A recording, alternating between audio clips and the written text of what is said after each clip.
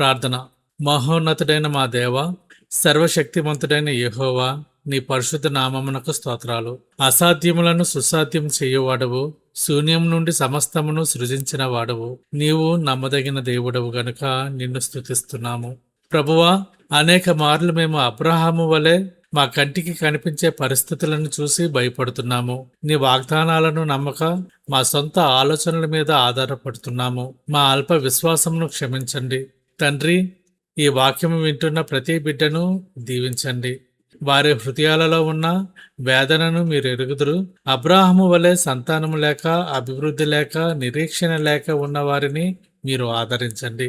అప్పుల భారంతో నలిగిపోతున్న వారికి విముక్తిని దయచేయండి. అనారోగ్యంతో ఉన్న వారికి మీ స్వస్థత హస్తము చాపండి. ఉద్యోగం లేని వారికి ఉద్యోగం దయచేయండి. అలాగే ఇంటర్వ్యూస్కి అటెండ్ అవుతున్న వారికి ఇంటర్వ్యూస్లో విజయం దయచేయండి. మా కుటుంబాలను మీరు ఆశీర్వదించండి. కుటుంబ సభ్యుల మధ్య సమాధానమును, ప్రేమను దయచేయండి.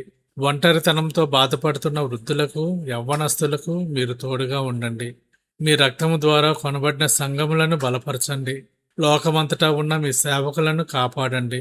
వారు ధైర్యంగా మీ వాక్యమును ప్రకటించుటకు కావలసిన అభిషేకమును దయచేయండి. సంఘములలో ఐక్యతను, ఆత్మీయ ఎదుగుదలను దయచేయండి. సేవకులు ఎదుర్కొంటున్న ఆర్థిక సమస్యలను మీరు తీర్చండి. మా దేశమును, పాలకులను మీ హస్తాలకు అప్పగిస్తున్నాము. సామాన్య ప్రజలకు న్యాయం జరుగునట్లు చేయండి. లోకములో ఆకలితో, దరిద్రముతో అలమటిస్తున్న వారిని జ్ఞాపకం చేసుకోండి. యుద్ధాల వల్ల, ప్రకృతి వైపరీత్యాల వల్ల ఇల్లు వాకిలి కోల్పోయిన వారికి ఆదరించండి. అనాథలను, వితంతువులను ఆదరించండి. పీడిత వర్గాలకు విముక్తిని, అణగారిన ప్రజలకు నీ వెలుగును ప్రసాదించమని, ప్రతి కన్నీటి చుక్కను మీరు తుడిచివేయమని